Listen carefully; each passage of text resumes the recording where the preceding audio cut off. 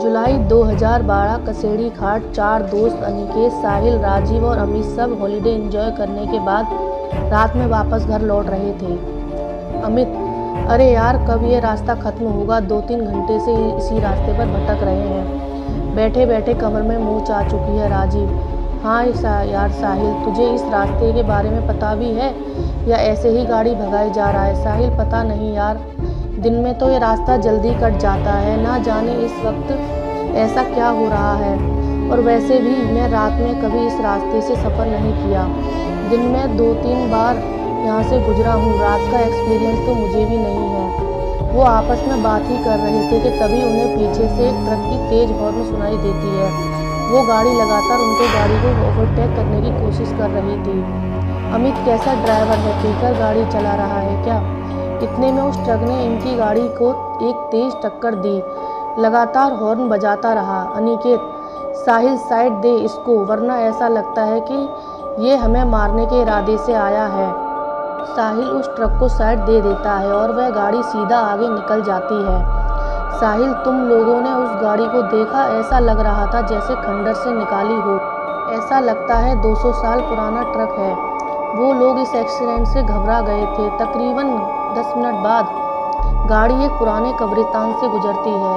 उस हाईवे पर एक कब्रिस्तान भी पड़ता था। गाड़ी जैसे ही उस कब्रिस्तान से गुजरती है, उन्हें कब्र के पास वही ट्रक दिखता है जो थोड़ी देर पहले उनकी जान की दुश्मन बनी थी।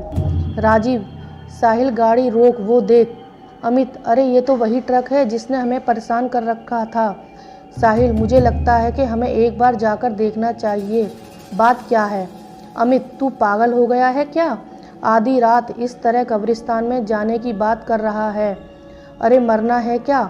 अमित उन्हें वहां जाने से रोकने की कोशिश करता है, लेकिन तभी उन्हें उस ट्रक से एक आदमी उतरता दिखता है जिसने काले कपड़े पहने हुए थे। उसके सर पर एक टोपी था। वह लगभग 7 फीट लंबा हट्टा कट्टा था।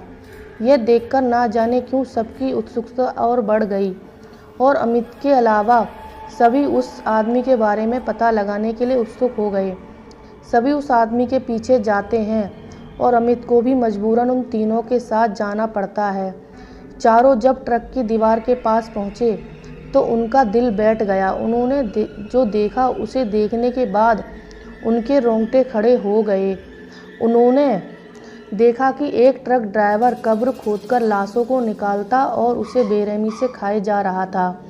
वह जिस्म के हर अंग को निकालकर गंदी तरीके से खाए जा रहा था। अनिकेत: भाई, ये कौन सा राक्षस है? निकलो यहाँ से जल्दी से।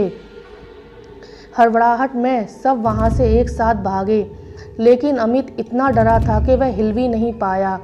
कदमों की आवाज़ सुनकर उस शैतान को पता चल गया कि कोई उस पर नज़र रख रहा है। वह जैसे ही पीछे पलटा, उसे वह 3 लड़के भागते दिखे और एक वहाँ खड़ा दिखा। वह शैतान अमित के करीब पहुंचा और उस शैतान ने सीधा अमित के गले पर वार किया और एक ही बार में अमित की दर्दनाक चीखें निकलीं और उसके साथ ही अमित की वहीं मौत हो गई। यहाँ तीनों तेज़ी से गाड़ी की तरफ भागने लगे और गाड़ी के पास पहुँचे और गाड़ी में बैठ गए। वह शैतान अब तक उनके पीछे नहीं भागा था, बल्कि दूर से ही खड़ा उन्हें घूर रहा था।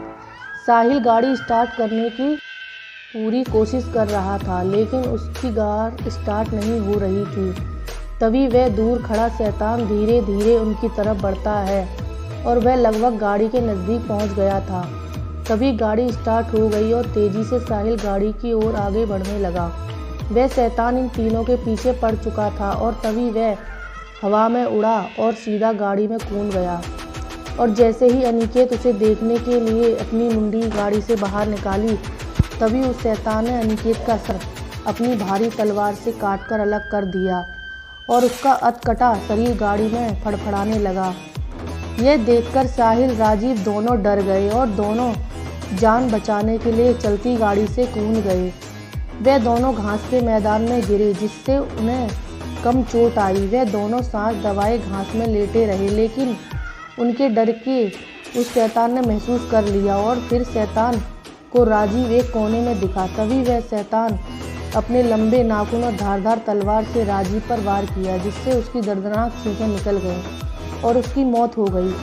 उस शैतान ने साहिल को नहीं देखा था और साहिल भी राजीव की मौत के वक्त वहां से निकल चुका था, जिसकी वजह से वो बच गया। उस रात कसेड़ी घाट हाईवे पर जो भयानक हादसा उनके साथ घटा, उससे सभी को यह सीख लेनी चाहिए कि अंधेरी रात में भूतिया रास्ते से गुजरने का अंजाम कितना खौफनाक हो सकता है।